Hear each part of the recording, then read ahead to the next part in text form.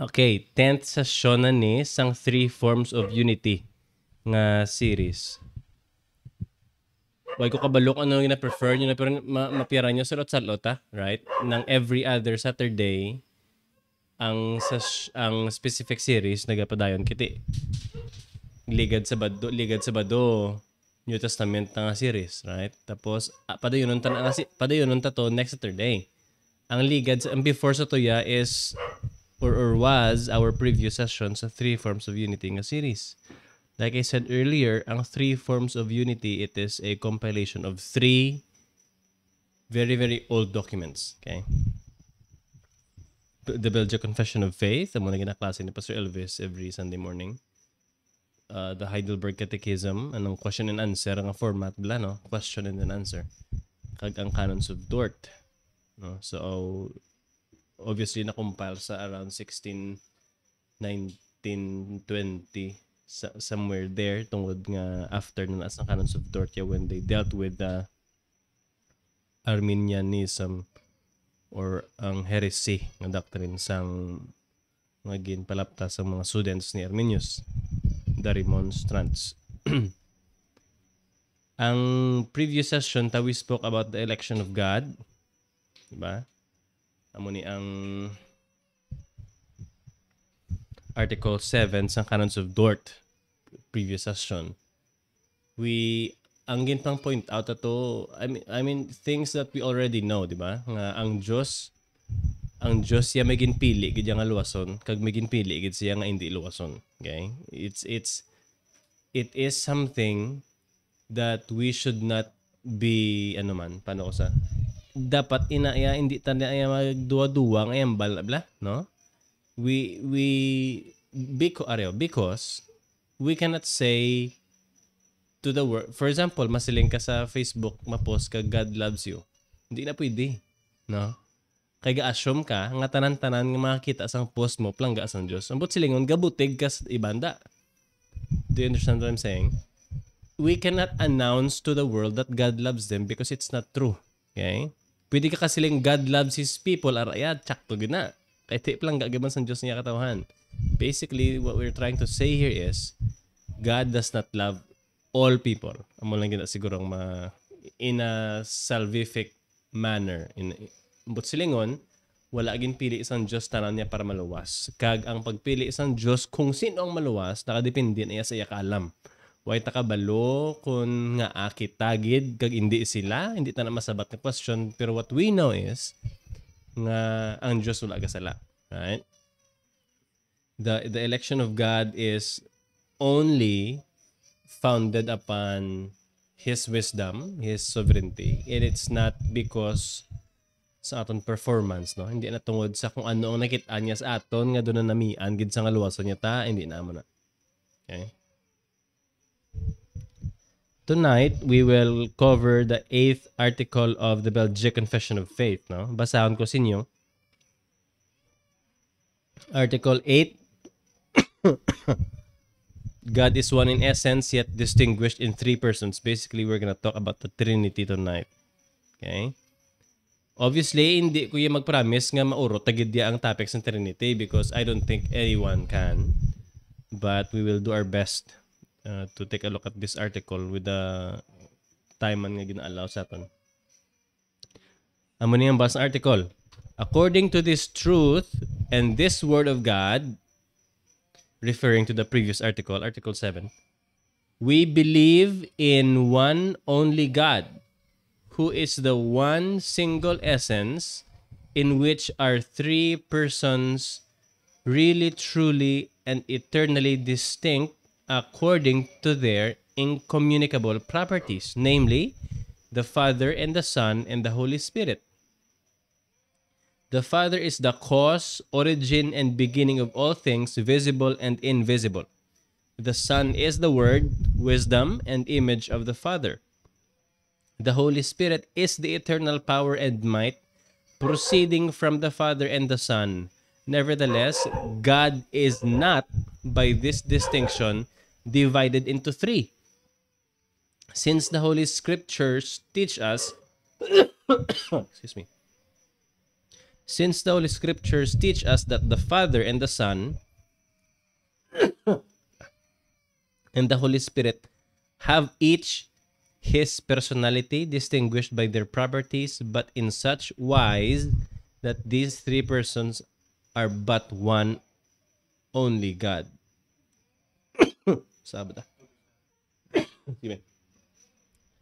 Hence, then it is evident that the Father is not the Son, nor the Son the Father, and likewise the Holy Spirit is neither the Father nor the Son. Nevertheless, these persons Gapon pa nimo. Thank you.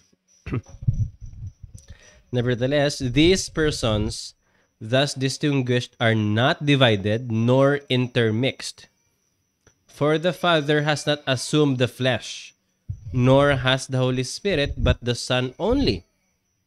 The Father has never been without his Son or without his Holy Spirit. For they are all three co-eternal and co-essential. This is neither first nor last, for they are all three one in truth, in power, in goodness, and in mercy. Okay, let's pray. Salamat gid Amay sa imo katutom sa amon tagsa makabuhi for the whole week, Lord, that you have displayed your faithfulness. Salamat sa mayong lawas, salamat Ginoo sa mayong klima, and sa imo mga katutom sa amon, Lord, sa bugos nga week since we last met. Gaya kami sang kaalam tonight nga maintindihan ni namon amon ginatunan, and gaya kami sang kalipay as we proceed. Grant us fellowship by your Holy Spirit. This we pray in Jesus' name. Amen.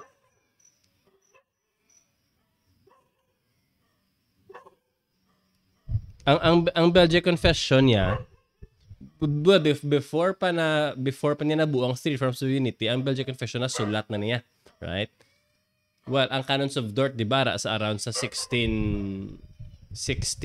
early 1600s, very very early 1600s. Ang Belgian confession niya nasulat niya 1561 pa, right? And what we're seeing here is a declaration or the declaration of the Holy Trinity of this confession. Okay? Sa sining article ng Belgian Confession katudlo nga God is one single essence in which are three persons really, truly, and eternally distinct. Sawad kilibay.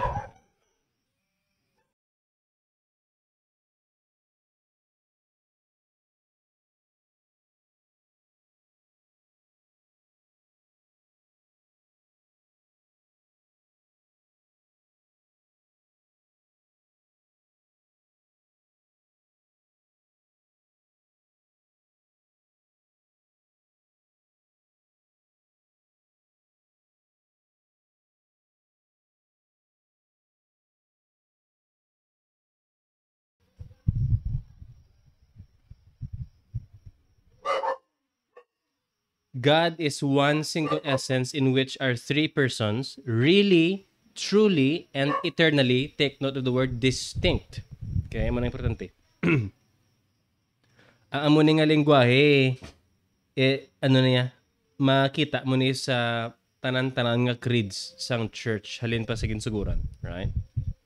For example, ang Athanasian Creed ara na sa mga year 500,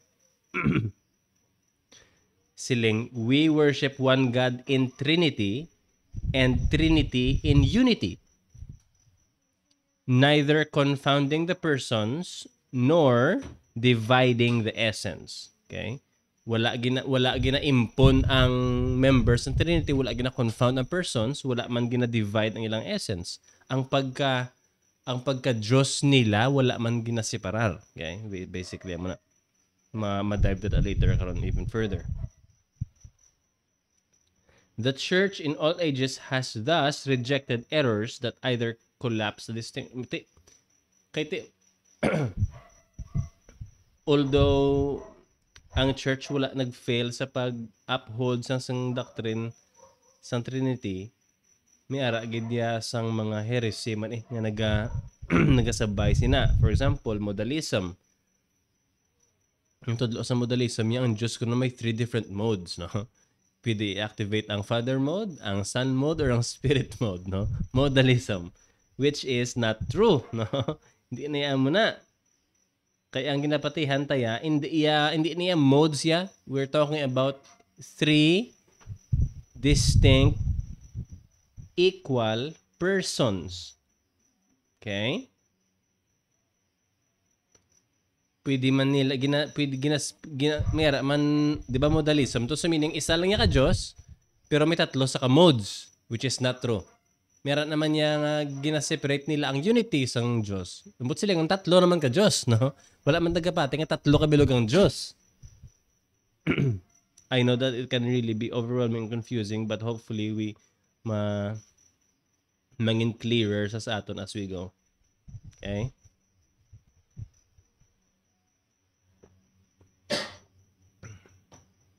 Mayara naman mga heresy kay Arius Blanc, Arianism, nga ginadinay nila ya ang pagka-Diyos sang Holy Spirit kag sang anak. Kay ti kuno, gin-create lang na sila yang kuno nga duwa sang amay. No? Which is not true. Hindi mo na makita sa bisan diin sa Biblia. Gin-condemn na sang year 325 sa Council of Nicaea. Ang gina-affirm sa Nicaea, the Son is of one essence with the Father. Okay? It's very clear. Ang Athanasian Creed naman niya gin-sum up na sa later sa isa ka-Trinitarian doctrine nga nga phrase, let's say, no? And in this Trinity, none is before or after another. None is greater or less than another. But the whole 3 persons are co-eternal and co-equal. Okay? Ang article ng iba sa Kagina, it stands firmly in the stream of historic Christian orthodoxy. Okay? Biskan diin ka maglantong apart sa history sang Christianity, you will see the same. Even the Roman Catholic system believes in the Trinity like we do. Okay?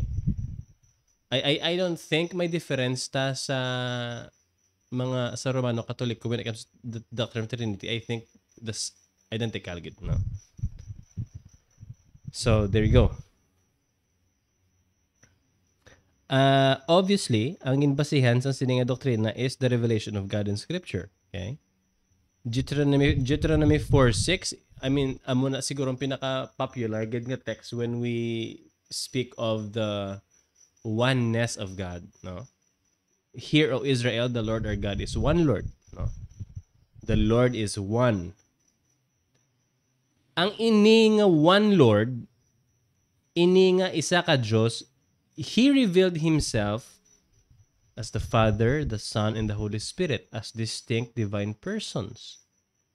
For example, ang Article 9 sa Belgian Confession, it gin-quote ang Genesis 1:26, let us make man. Let us make man. Of course, that gives us an idea of plurality sa parts ng Diyos, no? Silang sa Genesis 1:26, let us make man in our image. May mga arguments na of course nga sinong ginamin ni Yahweh nga us, no? Angels? Hindi man pwede nga angels kay our image, no? Kag alangan man makonsult ang Diyos sa angels, no? It can't be. Kay Diyos saya mo, no? Hindi pwede nga ang us, hindi pwede nga ginbilong sang Diyos ang yourselves siya creation to create humans in their image. Hindi pwede. Kag sa New Testament, ang tanan-tanan, all 3 persons of the Godhead appear sa ginbaptize si Jesus, diba? May nabatian sa katigog from heaven, this is my beloved Son, in whom I am well pleased. Ang Holy Spirit na naog nga daw ang itsura, kag si Christ at tutuya sa suba. So, pila na kabilog? 3 na kabilog. Kabalota nga ang word nga Trinity itself, wala na sa Bible.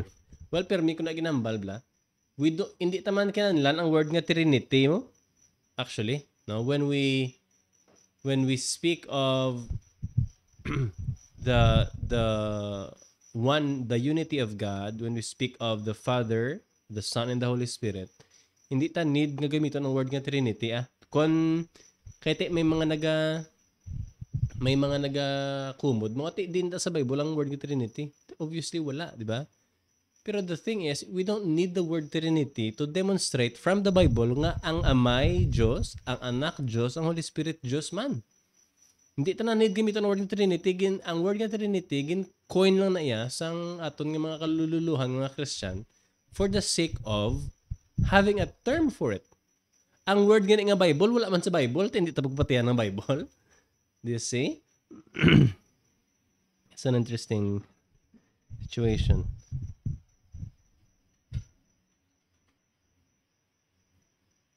Kung si Bavinck pa, wala to ng word ng Trinity, pero it is materially concluded in the Gospels and the whole Word of God. Trinity means triunity, no? To maintain both the unity and the diversity in the being of God. Tungod ni being grabing mga misunderstandings with respect to the persons of God in the past so our church fathers or mga early Christians, they knew or felt that it was their responsibility to articulate these doctrines. Sa pagiguro sa need ko hambal, when you study the Word of God, kung ginatry mo intindi ang pulong sa Diyos, mabudlayan ka or it is almost impossible kung i-restrain mo ang self mo sa kung ano lang gid ang words nga makita mo sa Bible. Kaya what we're basically saying here, ang gusto ko guro ihambal, budlay ang Trinity iintindihon kung hindi ka magamit sa philosophical methods, ba? You need to use terminologies. You need to use articulation nga makabulig sa imong maintindihan ang kamatuoran sa scripture, di ba? Paano mo i-explain ang Trinity gamit lang sa words? Amo na blang gapati tas ang sola scriptura, and we believe that everything that we believe in should only come from scripture. Pero it doesn't mean nga hindi na kita magamit sang words nga wala sa scripture. As long as it does not go against what the scripture is telling us, we should be okay. Okay, we should be okay. At least amo na yung napatihan ko, no? Logic, no? Logic. When we say something, when something is logical, then it is true, right? So if something is true, then it is not against the Bible. It's basic. Ang Nicene Creed, no, sa 325 gin-expand sa 381, they responded by confessing the Son is the true God from true God of one substance with the Father, no? And the Holy Spirit is also fully God. Paglabot mo sa 5th and 6th century, amo na ito yung pag-summarize ang Athanasian Creed in a balanced way. By the way, Athanasian Creed, lawig na sa, no? So I decided to not include it here.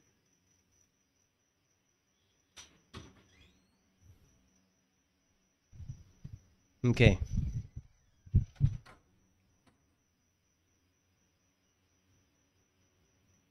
Hambagan ni Louis Berkhoff. Sila nga, in God, there are no three individuals alongside of and separate from one another, but only personal self-distinctions within the divine essence. No?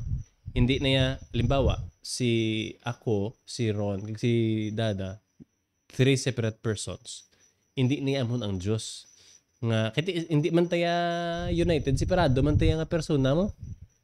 Ang Diyos ya hindi man nga isa lang nga ang amay siya man ang anak, tapos ang anak siya man ang Holy Spirit, hindi man amo na. Di ba? I think may rin damo ni videos siguro sa YouTube about the Trinity, but I believe the isa sa mga pinaka-easy siguro nga way to understand it is when we ask what is God, then God is one, right? It refers to being, right? Ang pagka-Diyos ang Diyos. Tinablang mamangkot ka what, no? What is He? He is God. Pag pamangkot mo, who is He? Ano sabat? He is the Father, the Son, and the Holy Spirit. Do kanami, sa amon ang I believe amon siguro ang pinakanami nga pinakahapos nga pamagi to understand the one being of God existing in three persons. What is He? He is God. No, that speaks of the being. Who is He? Referring to the person. He is the Father, the Son, and the Holy Spirit. I hope that helps. Let's speak I think in divide ko sa tatlo siguro ang ining article. Una, ang one divine essence or the unity of God, no? And we see that as the primary emphasis of the article, one single divine essence or being, no? Sa theology, ang essence, it means substance, no? Or ousia sa Greek. Nag-refer na sa kung ano ang Diyos sa iya kaugalingon, no? What God is in Himself. One indivisible divine nature. And ang ining divine nature, it is fully shared by the Father, by the Son, and the Holy Spirit equally. Okay? Throughout the session, sulit-sulit nga mga terminologies may malansang sa mensaron ta. Okay? All three persons are the one God. Okay? Hindi yang all three persons are three gods separate, hindi amo na. Okay? Each of the persons are one God. Namin na ganyan, ang Deuteronomy 4:6, bila ang the Lord is one, na ang one nga word, it means a collective one. Like, isa ka pungpong sa ubas, amon sa klase 1 sa Hebrew. Ang sa Deuteronomy 4:6. Mayara man niya another Hebrew word for one nga isa lang gid kabilog. I think that's ekad ang isaya. Ekad, I think ang ara sa Deuteronomy 4:6, tapos amon asi ang collective one. Ang yakid amon asi ang isa lang gid. Let me confirm that right now. Deuteronomy 4:6.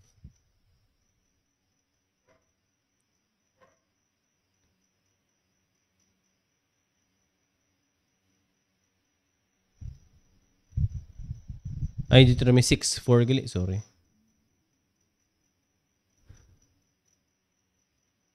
Yes, tama. Ang word nga ikad amon asaya ang collective one.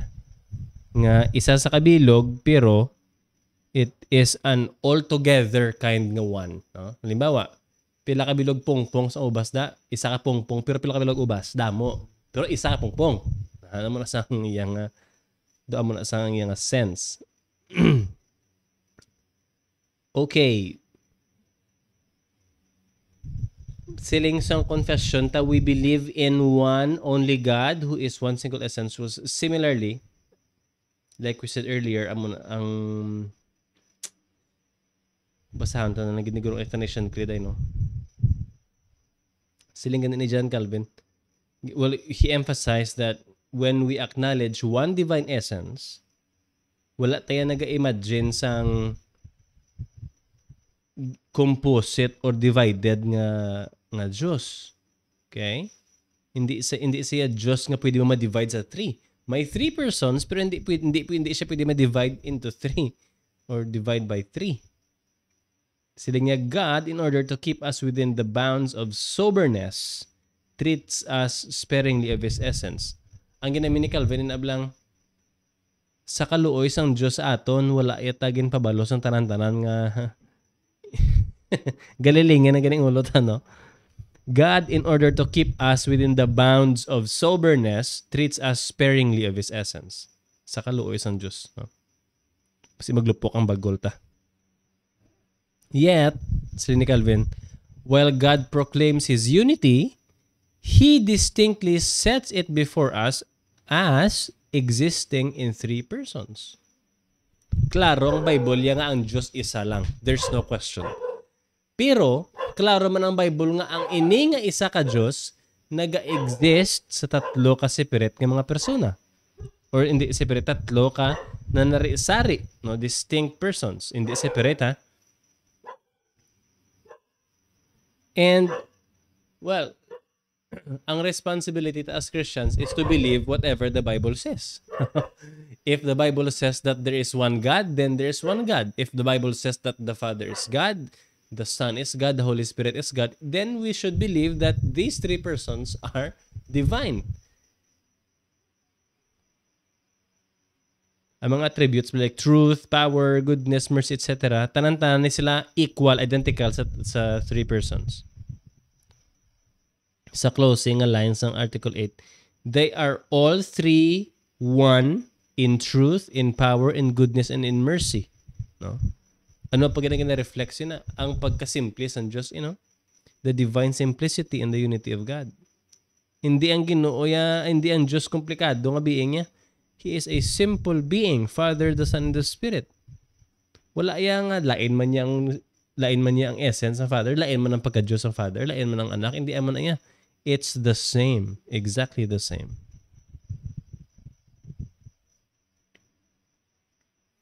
Whatever each person is singly, the whole Trinity is together.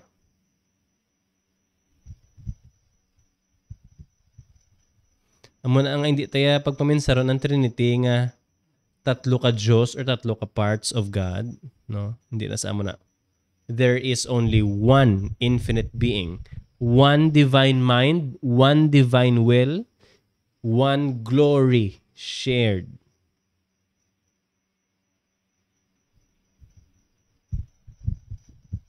Ang balik Kevin DeYoung, gani, the Father and the Son share the same essence and rank. Hindi iya nga inferior ang anak kay anak sa, no? Hindi iya nga mas powerful ang amay kay amay sa. Hindi man amo na. Always and again, the church must be on guard against doing injustice on the one hand, on the oneness of the divine being, and on the other to the three persons within that being. Hindi ta pwede na sa i-confuse, hindi ta pwede nga mas paboran ta ang pagkaisa, tapos medyo bayan ta lang ang pagkatatlo sa Diyos. Hindi man naman na. The oneness may not be sacrificed to the diversity, nor the three persons of God to the oneness of God. Kay Herman Bavinck Nambal. Okay?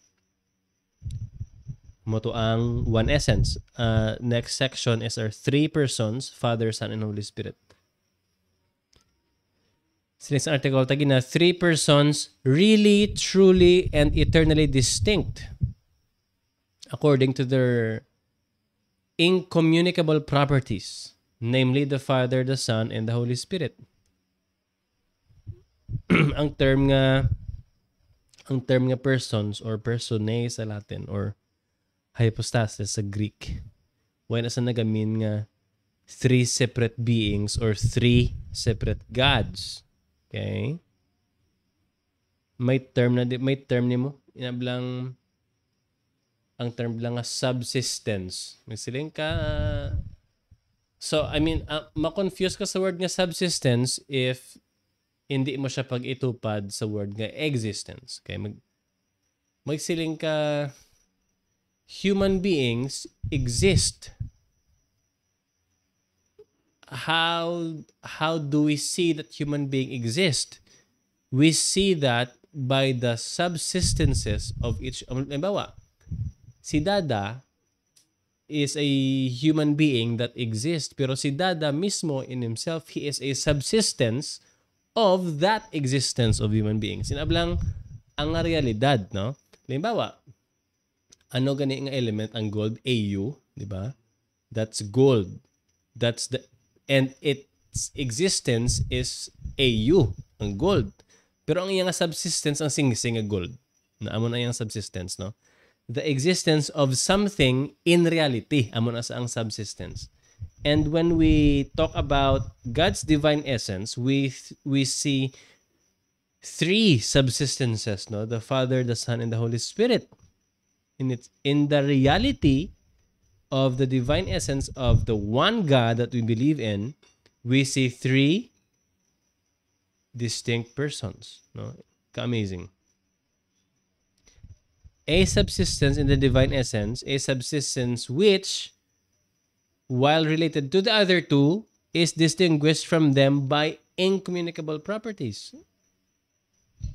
Magsiling ka incommunicable properties, amo ni sa ang ara sa amay nga dapat wala sa Holy Spirit kag sa anak.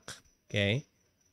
Well, hindi ta sila ma-mix, hindi ta sila ma-divide, pero each of the Father, the Son, and the Holy Spirit, each of them has properties nga hindi pwedeng ara sa other two persons. Okay? And we will talk about them. Limbawa, ang Diyos nga amay, hindi saya bigaten. Sino ganing bigaten? Jesus, no? The only begotten Son is Jesus. The Bible tells us that God the Father is the source and origin of the Godhead. Okay? Source and origin of all things, visible and invisible. All things ultimately come, quote-unquote, from the Father. Kaya ang amaya, wala siya gin bigat, no? Wala siya gin biget. Wala man siya gin padala, no? Wala man ang amay ga proceed from. He is, no? As the early creed says, made of none, neither created nor begotten. Ang ina nga property, ang not begotten, it is something that is only that property is only, it only belongs to the Father. The Son naman niya, the Son is eternally begotten of the Father. Hindi mo naman ni pwede yang sa amay i-apply, no? Kay ang begotten niya is the Son, not the Father. Okay? Gintawag man ang anak nga, well, sa John 1:1, no? The Father's word, wisdom, the image of the Father. Right?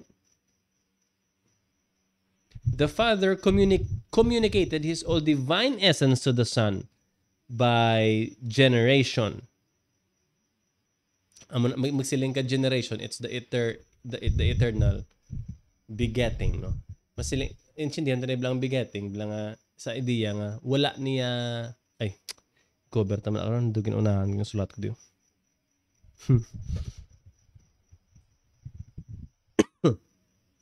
Siling sa Nicene Creed, the Son is the begotten of the Father before all worlds, God from God, light from light.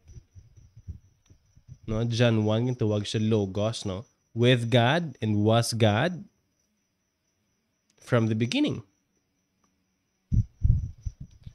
If you observe the scripture, especially Colossians 2, you will see that the creation was also made through the Son.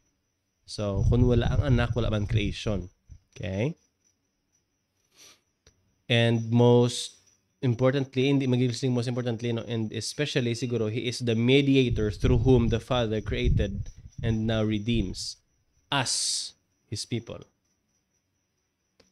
Ang unique naman niya sa Holy Spirit is, He is eternally proceeding from the Father and the Son. Di ba before si Jesus Christ mag-leave sa John 15, sila niya, I will send the helper. No? Sino ng helper? Ang Holy Spirit ng inamin ni Christ. So, ang Holy Spirit halin sa amay kag sa anak. No?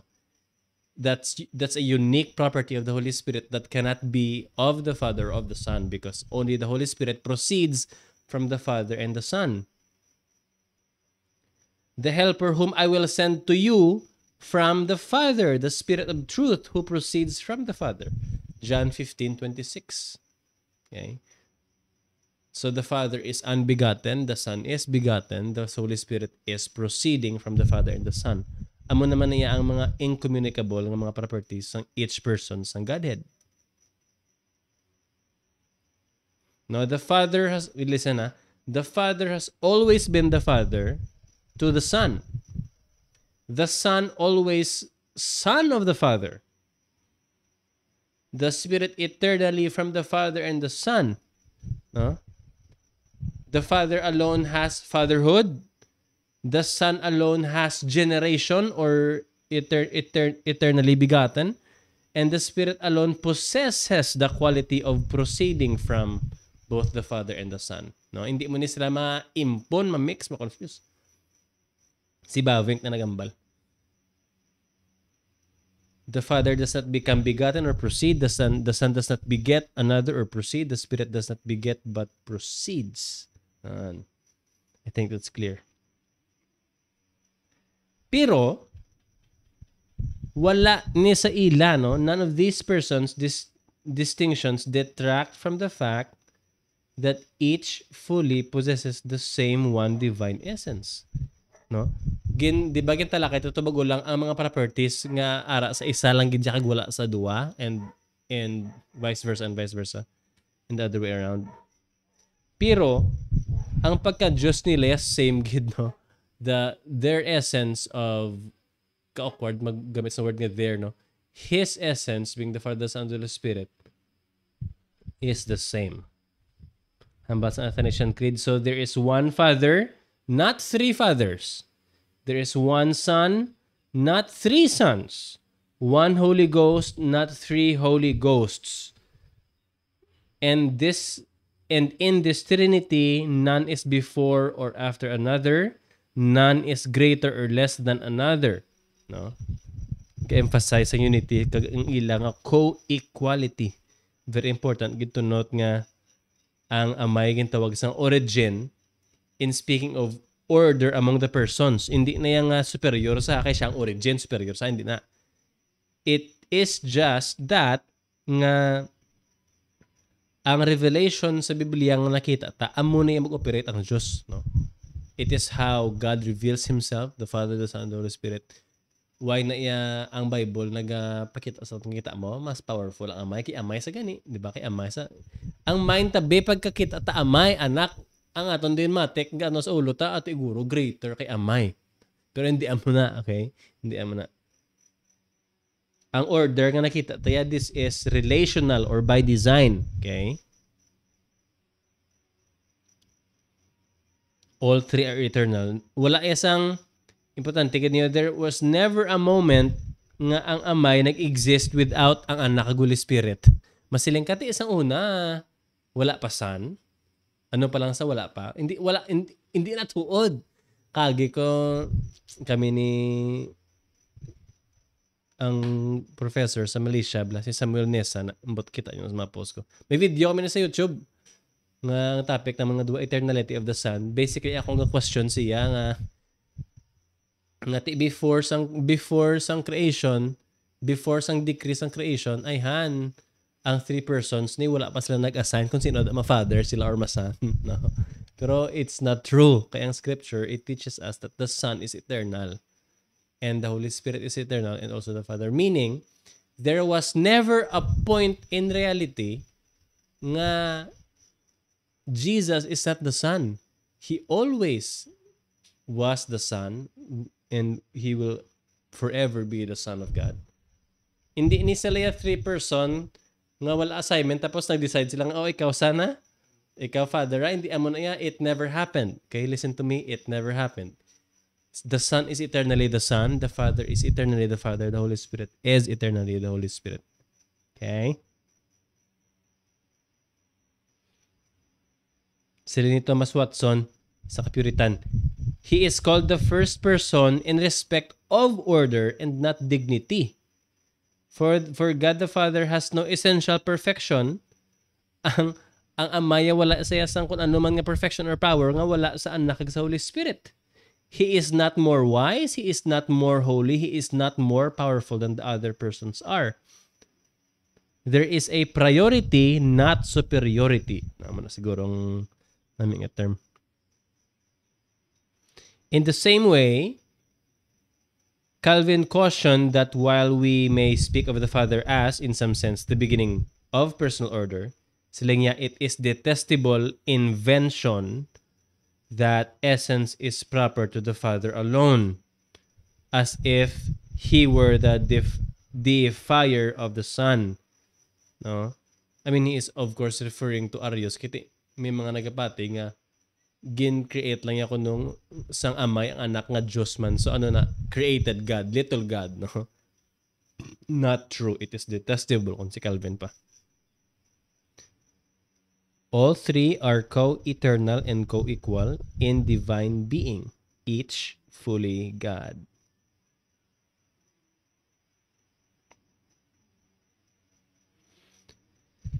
Next section, distinct, not confused or mixed. Ang muna hambas ng article, diba? Not divided nor intermixed. Dire naman niya, we must neither separate them too far as if they were three independent God, nor i-blend ta sila together nga waay naman sa kinalain sa ilang mga persons. No? There are two extremes mo. Nga ang Diyos ipensaron mo sa or basa mo scripture in the lens nga isa lang gid ang Diyos ya, there are no distinctions between the persons. That's one extreme. The other is i-separate mo naman silang nagtatlo na sila kabilog Diyos, no? Those are the two dangers, no? Sining sa confessions, hence then, it is evident that the Father is not the Son, nor the Son the Father, and likewise the Holy Spirit is neither the Father nor the Son, no? Mayara gid your real personal distinctions being upheld. Each person is himself and not one of the others. The Father sent the Son into the world. He was not the Son whom He sent, no? Ang ginpadala, hindi to siya ang ginpadala. Ang nagpadala, hindi siya ang ginpadala. Nandun ko kasi tito ko Jojo, Papa Makmakblan. Oneness asa mo. Grabe na lisay mo doon. Pero may ginakot ang John 6 na blang nga silin Christ, the Father and I are one. Okay, tamo. One. Grabe nga na lisay. Silin ko ti isang nangamuyo. Sa sino ginastorya ya? Agulingon niya. Especially sa nagambal sa blang nga, my God, why have you forsaken me? Tawa, dati, myself, you know, myself. Why have I forsaken me? Ang guwa siya na makinaraton. Well, thankfully, hindi na sa subong oneness, Trinitarian na status. So, dumating na po mula yung mga duwa sa naman. Pero tigalin ng pusana yun niya. Tatlo gani, lain, nagigani, hindi gani isa. Ano isa? No? Ano ang balya? I and the Father are one. No? Well, if you're going to discuss that, ano, incidenta ko na anong ginamin ni Christ nga one eh. One sila sa ano? Dira mo na insidihon niya. Well, it's not our topic tonight, pero I'll leave you at that, no? John 6. Pagambal ni Christ yung nga, I and my Father are one, hindi na yung isa, sila yung persona. They are one in something. Kagbasa nyo na ng context kung paano sila nanging isa. No? Right? Clear na yan. Ang nagpadala, hindi ito siya ang padala. No? Like, bago ko lang namba, the Son prays to the Father, not to Himself. The Holy Spirit is another advocate. John 14:16. Sent by the Father and the Son. No, may difference ganyan. Personal self-distinctions within the divine essence. Hambas ang Athanasian Creed naman niya, for there is one person of the Father, another of the Son, and another of the Holy Ghost, such as the Father is, such is the Son, and such is the Holy Ghost. Okay? So, pagani, we are forbidden by the Catholic religion to say there are three gods. Ang Catholic religion, tingin namin sa kredya, hindi niya Roman Catholic. Okay? Magsiling ka-Catholic, it means the universal Church of God. No? Ang Christian sa Amerika, ang Christian sa Banago, ang Christian sa kundiin, we call that the Catholic Church, the universal Church of God. Hindi iya Roman Catholic, ha? Okay? Nagsiling ka-Catholic universal, eh. Likewise, ang roles ni nila and works gin-reveal man as hindi pwede ma-confound to Scripture, no? Halimbawa, ang basang article tagi na, the Father has not assumed the flesh. Right? Wala man niya nagpakatao ang amay. Ba? Sino ang nanaog nagpakatao kaya ang anak, diba? Nor has the Holy Spirit. Wala man niya ang Holy Spirit nag-take flesh. Ikaw nag-take flesh lang, tatlo kabilog, Jesus no? Well, are we saying nga hindi kaya sa amay magpakatao? Hindi man na muna, no? We're not saying that. It's just that ang in-reveal sa scripture, it is the Son, it is God the Son who took flesh. The God the Father did not take flesh. God the Holy Spirit did not take flesh. It is God the Son who took flesh. Hindi man ta pwede kasi nga God the Father died on the cross. Diba? It is the Son of God. It is God the Son who died on the cross. Napatay bala ang pagka-Diyos niya? Wala. It is the human nature of God. Lain naman ang topic. Perte man kaganit. Kaya ang hypostatic union naman ay kung paano maintindihan nga ang tao ang Diyos ang aspect sang God the Son. Wala ka-impon, wala ka-mix, wala ka-bulagay. Lain naman na yan. Maybe we'll talk about that soon. But for now, let's say nga, we cannot claim that God the Father died on the cross. God the Holy Spirit did not die on the cross. Okay? The human nature of God the Son died on the cross. Amo na yan sakto.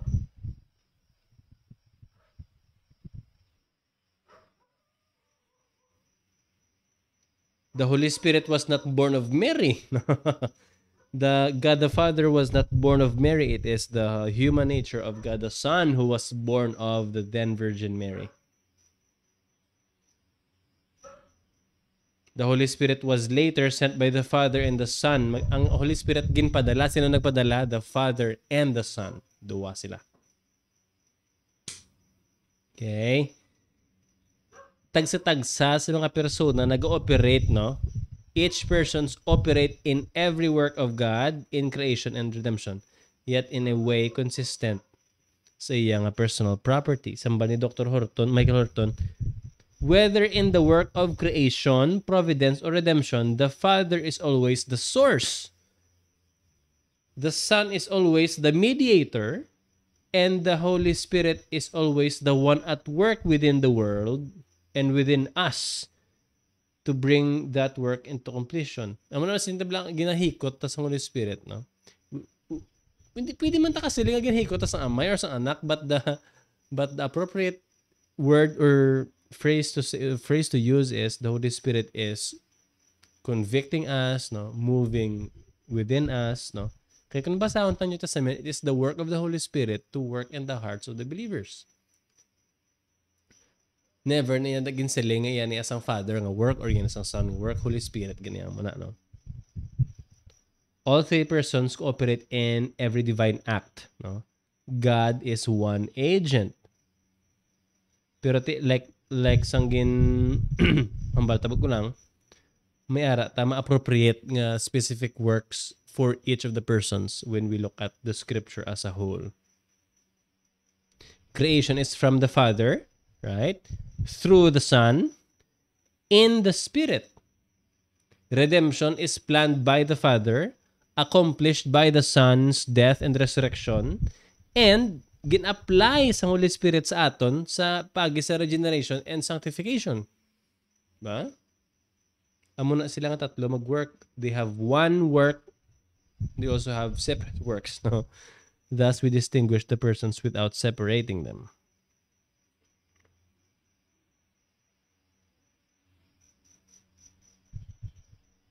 No, sa pag-maintain sila nga distinction, ang mga Reformed theologians, they often teach that the persons are known by their relations and works. Okay, for example, ang author bala sa Heidelberg Catechism, si Zacharias Ursinus, nagsulat sa nga, the three persons of the Godhead are distinguished, number one, by their works ad intra and by their mode of subsistence. Ang ad intra works nag-refer na sa internal acts bala. Internal acts like generation and procession. Ang generation, it belongs to the Son, right? The eternal begetting. And ang procession, it belongs to the Holy Spirit. Proceeding from the Father and the Son. Amo na sila ang mga incommunicable properties nila kay ginaging discussed. Ang mode of subsistence naman niya is basically the personal property, the Father as the Father, Son as the Son, and the Holy Spirit as the Spirit.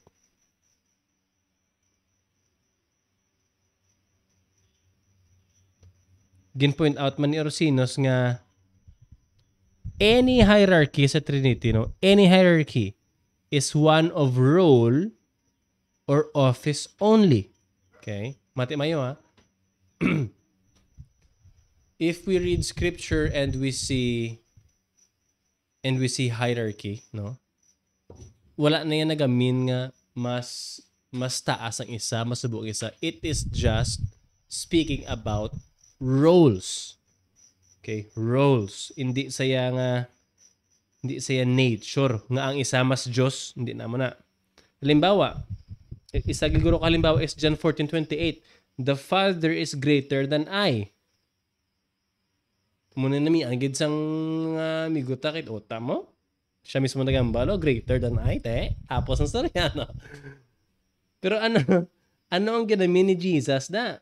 Jesus is referring to ang posisyon niya blaya sa kalibutan. Ari ko diya, ang ama ito sa baba, wala siya nagasiling nga, ginambal na gito nga all power is given unto me.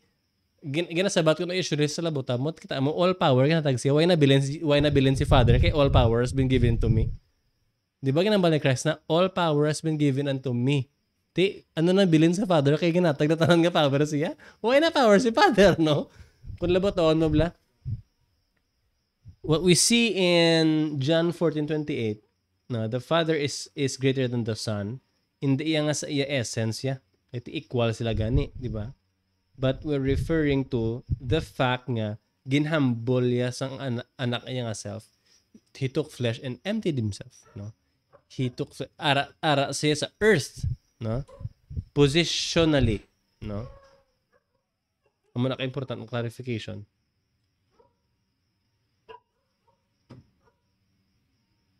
Wala siya nag-imply any inferiority. It's just the design, the roles of each person.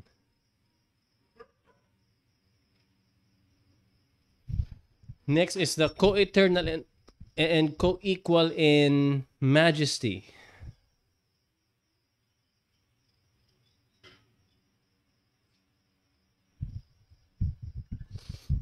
Hambal sa article to, the Father has never been without the Son. Sorry, what? The Father has never been without His Son or without His Holy Spirit, for they are all three co-eternal and co-essential.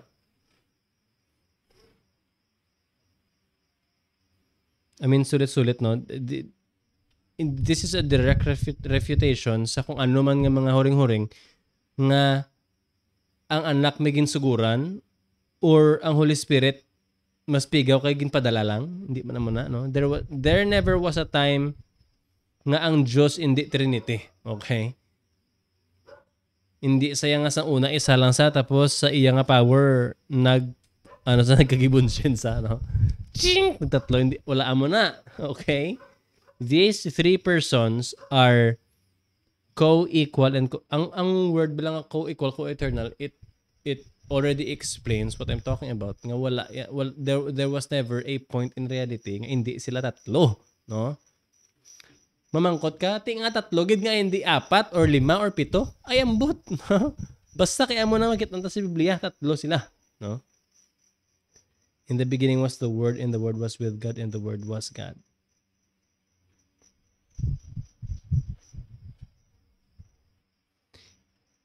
Okay, so if each person possesses the identical divine essence, with ano ni sa ang divine essence includes perfection such as infinity, omnipotence, glory, meaning one person is not more God or less God than the other. Okay, equal sila. Right?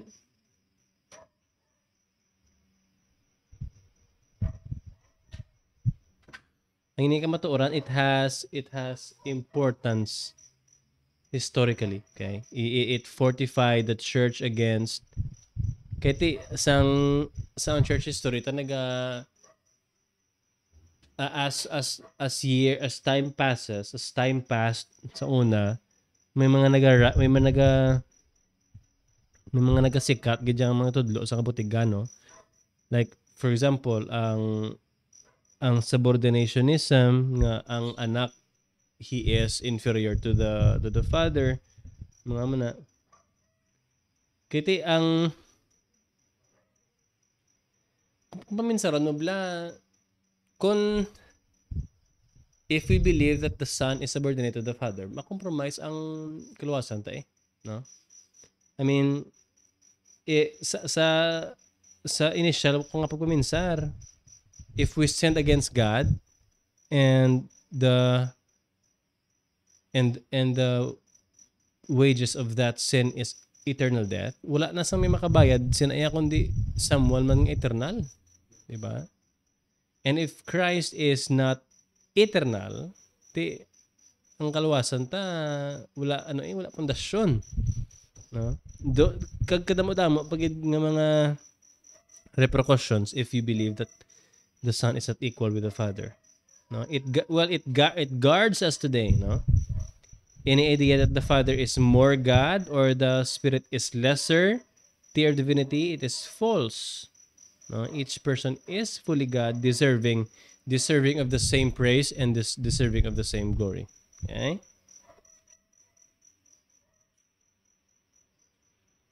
Hambal ni 4th century, hambal ni Gregory.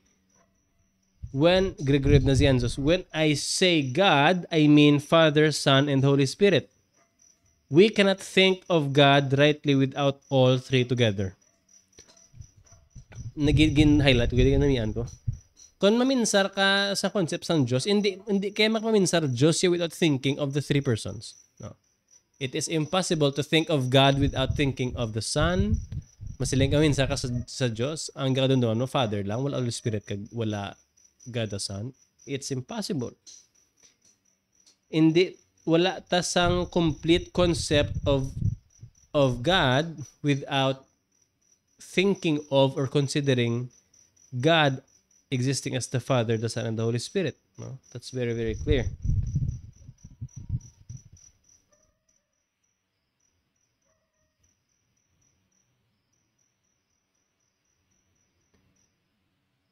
Ano ganyan ang Trinity, it's challenging, no, for our finite nga minds. It's almost a divine riddle, di ba? Na 1 makes 3 and 3 makes 1, do ka we distinguish the persons but cannot comprehend fully how one God exists in three personal modes of being. Ang sa mind ta siguro arewa, I guess it is just safe to say nga kabalota nga ang may isa ka Diyos, pero ang ina nga isa ka Diyos, He exists as the Father, the Son, and the Holy Spirit. Amo na guro. I mean, I believe that's the best that we can do, no? And like I said earlier, at least sa akon, it has been helpful nga gina-intindi ko sa in a way nga what is He? He is God. Who is He? He is the Father, the Son, and the Holy Spirit. No? Kung mamangkot kapag nga paano na sa ambot, no? Sa akon pagtuon, wala pa ko may nakita nga sabat na sa nga paano na. Pero what we know is it's not contradicting, no? Kaya lain man niya ang being, lain man niya ang person. Masiling taguro nga contradicting sa nga kung